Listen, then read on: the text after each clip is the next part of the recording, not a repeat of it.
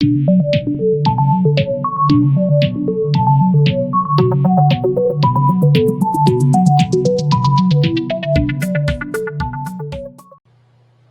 right, welcome to another Wednesday workshop from the Mabton School District.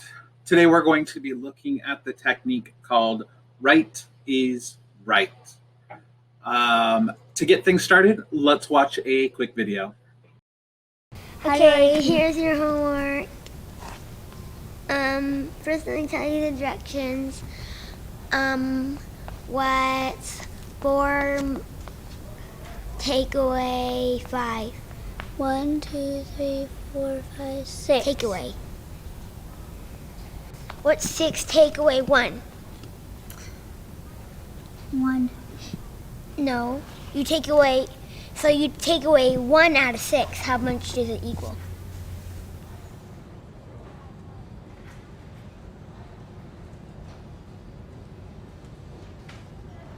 What's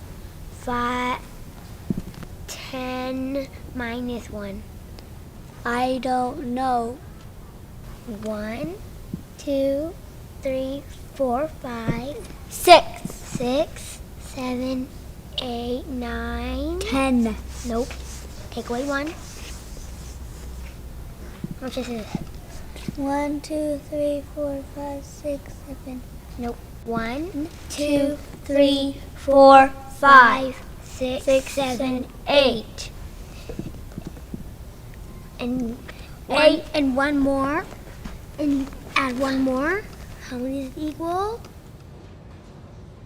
1, 2, 3, 4, 5, 6, 7, 8. 1. It makes 9. See how you take away? You take away 1 and it equals 1. Do you get it now? Yes. That video always makes me laugh, but it also makes me cringe a little bit because I've been guilty of being the teacher in this video and kind of getting frustrated, waiting for the right answer or a partially right answer, and just sort of giving away the answer and saying, okay, you got it? So what we're going to be looking at today is that the idea that it's possible to achieve the ideal of students giving us a rigorous and correct answer and pushing them to get that answer every time. And we can strive to get there as much as we can, holding high expectations and a high standard for correct answers. Doug Liebhoff puts it this way: when you respond to answers in class, you want to hold out for answers that are, as he says, all the way right or all the way to your standards of rigor. There's some temptations as teachers when it comes to giving credit or not holding out for the best answers. And one of those is rounding up. And by rounding up, I mean the habit of improving a student's almost right answer to make it fully correct. So something kind of along the lines of, if I were teaching Romeo and Juliet, I might ask, what's the relationship like between the Montagues and the Capulets at the start of Romeo and Juliet? And a student might answer, they don't like each other. Right? And so I'm like, yes, somebody answered, but not quite the full answer that I was hoping for. But I might say, right, they don't like each other and they've been feuding for generations. So what I did there was I gave a student an affirmation saying, you are correct, and then adding that missing information. The problem with that is every time we say right or yes, or we affirm them in some way, we are telling them that they got it right. And over time, students believe that they are right, that they're prepared, that they're up to the standard because their teacher says, yes, you got it. Even though it wasn't a fully correct answer, it wasn't to the rigor that we wanted. So they are not, in fact, up to standard or where they should be, but they believe that they are. So why do we do things like that? And when I say we, I mean me, right? Why did I do that all the time in the classroom? Well, I think the first reason is that it takes a lot of time to hold out for all the way right answers. We are in a time crunch in the classroom. We don't have a lot of time to spare. And to pause and really push students to share more detail or more depth or go all the way to the right answer takes some time. And we don't have time to give. The second is we don't want to discourage students from sharing answers, right? Especially if it's that student who almost never shares or never has the right answer. And it's like, we just want to encourage them and we want to make them feel successful. And so we're like, yeah, woohoo, way to go. And you're doing your happy dance. When in reality, what you're just telling that student is that was good enough and you don't have to try any harder. And while we do want to encourage them and we want to stay positive, there are ways to positively ask students to go all the way to the right answer. We'll get to that in a second. I think the other reason is sometimes we assume that they actually do know, that they just forgot to mention it or they didn't know that they should mention it. And so we kind of give them credit for what we either hope they know or think they know. And the other thing is, as teachers, we're not neutral in the classroom. We evaluate our own effectiveness based on how well our students learn and are able to answer questions. So when we give students credit for a correct answer, we're also giving ourselves credit and making ourselves feel good. So we can say to ourselves, oh yes, Johnny got that right because I taught him and he's so good. And my students are so great because I'm great. And while the students are great, you can push them to greatness by asking them to go all the way to right answers and preparing them for that depth. So there is power in scripting the right answer. And we want to make sure that we are planning to hold out for the all the way right answers. So we can do that kind of being prepared. So we want to identify some questions in our lessons that we think are essential or really important. They are tied to the learning target for that day, and they are vital. And so when we ask those questions, we want to know exactly what are we going to be asking, but then we also want the target answer. And it may not be one specific answer. There may be a multitude of potential answers, but we want to think what would make an answer all the way right. What is the rigor? What are the standards? What is the success criteria that I'm looking for? If you draw that line in the sand before you ask students, you're more apt to hold that line. But if you kind of go in and you're just like, well, I just want them to answer and okay, it's mostly correct, good enough, we can kind of fall back into that. But if we know exactly what we want to hear and the types of information that we want to hear, we can hold them to that. So then the third part is, how do you think students might answer, right? And probably they're going to answer, especially if you're new to this right is right and holding out to all the way right answers. Students are going to go path of least resistance. They're going to give you just enough effort, just enough response to get you to say yes and hopefully round up, but to get you off their back, really. And so when you're thinking about what would be the path of least resistance for my students, be prepared for those and then figure out what prompt can I ask or what can I say? How can I respond so that I push them to an all the way right answer without making them embarrassed or without showing that I'm upset or frustrated or anything like that. So here are some supportive back pocket phrases, right? So back pocket meaning these are things that you can pull out at any time. They should start to become phrases that are natural to you because they're not our natural inclination. Our natural inclination is to give credit and to round up.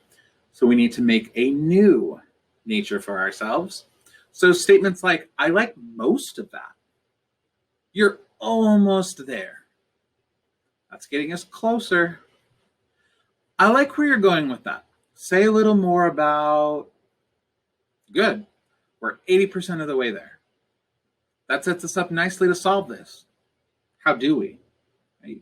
So you're acknowledging the effort. You're rewarding or incentivizing what they have provided and acknowledging that they're not wrong, right? So if they're wrong, tell them they're wrong. Nope, that's not how it works, or nope, that's not the right answer. But if they are saying something that's true and accurate but not precise, try one of these back pocket phrases to get them to go one step further. Let's look at a couple of examples. How does that room split into two different worlds by this innocent fabric tell the reader about the characters? Jocelyn. The setting tells like the reader about the characters because like it shows symbols like for the mother. The knight is like a symbol for her and like what she does as a person, and for the son, the scarf is like a symbol for him. But pause. How does this room split by the fabric tell us about the two characters, Jocelyn? Don't say cause. The room tells us about the fabric. The room tells us about the characters because. The room tells us about the characters because, like when the room splits in half, it's like two worlds in one world. So it's like two things are going on at once. So it's like the son is having his own world where he's like confused and innocent, and the mother is having another world where she's working on her job and trying to protect her son during the day. Excellent. These two things are going on at the same time. Delvin, You should box it up if you haven't already.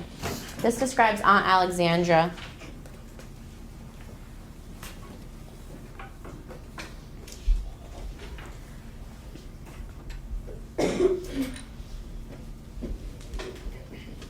Thoughts?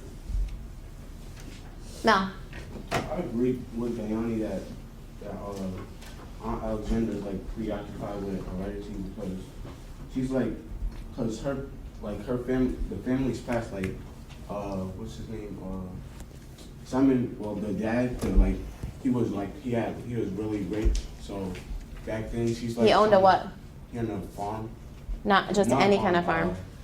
Was French Landings. Which was a? I forgot. Monique? It was a birch. Nope. Diana? Plantation. It was, which means he had. He had a lot of money. And? Kiara? Slaves. Correct. He had what? Slaves. Continue your thought.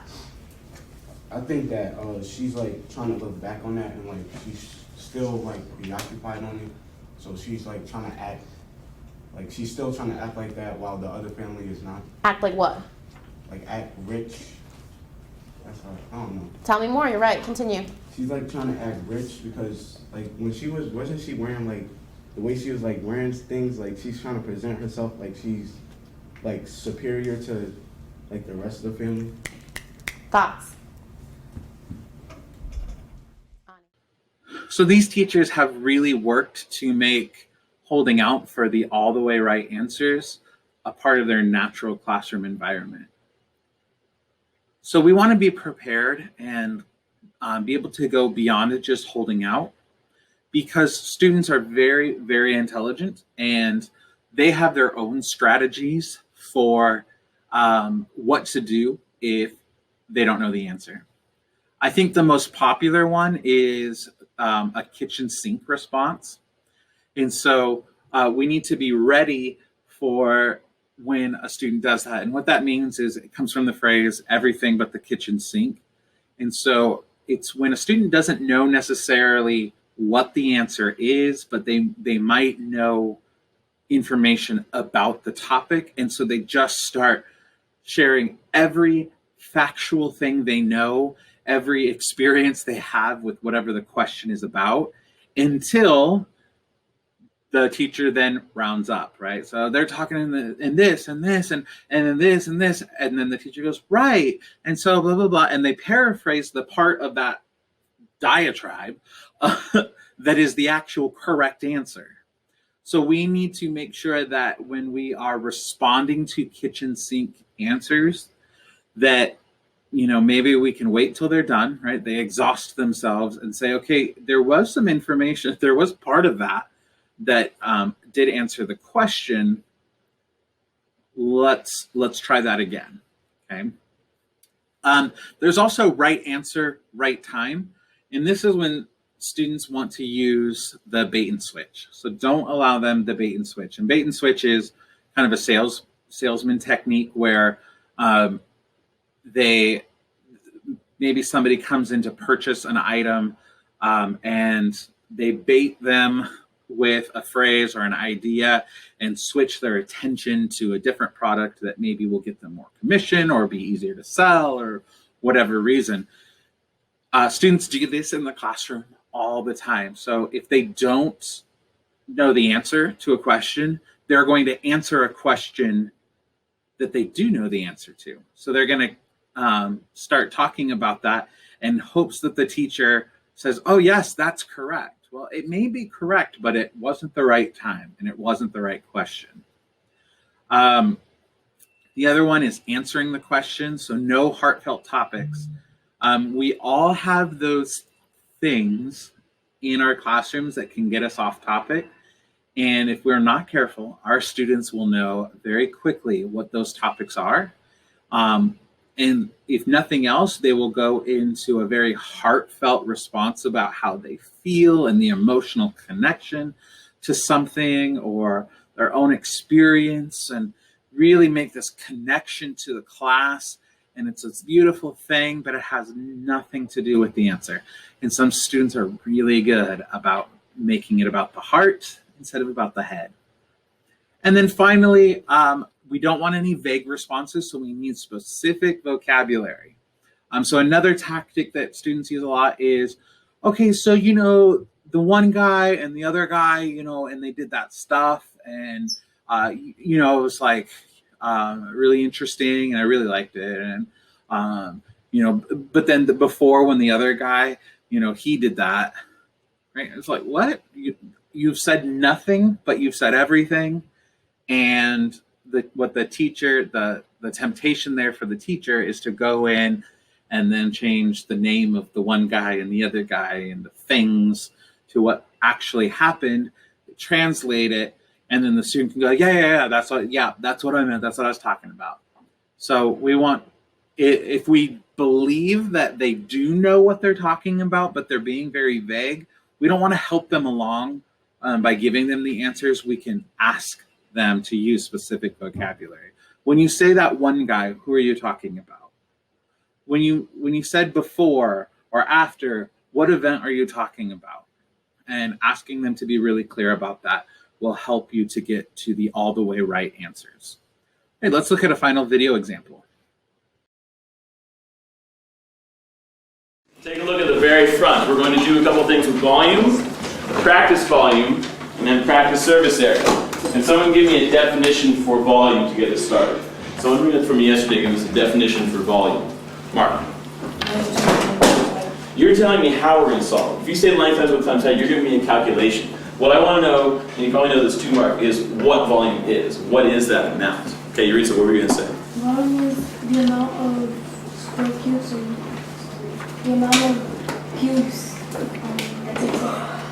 that takes up something. Okay, I'm going to refine what you said a little bit. The amount of cubes, what should we say? What's the real technical definition instead of just cubes? What were we going to say was? The amount of cubic inches in a rectangular or a three-dimensional figure. Or any sort of three-dimensional figure. I'm going to say the amount of cubic, not inches, because it's not necessarily inches, right? It could be feet, it could be centimeters, it could be yards, units, right? Cubic units. And then, as we said, that a figure takes up, that an object. And John, I know you know the other word. What's the other word for takes up? Occupies. Occupies. Thanks again for joining us for our Wednesday workshop. I hope that this technique, Right is Right, is something that you can use in your classroom and to help students rise to your expectations and increase rigor in their learning. Please reach out by email, phone, or book an appointment with me if you would like to discuss this more. Thank you.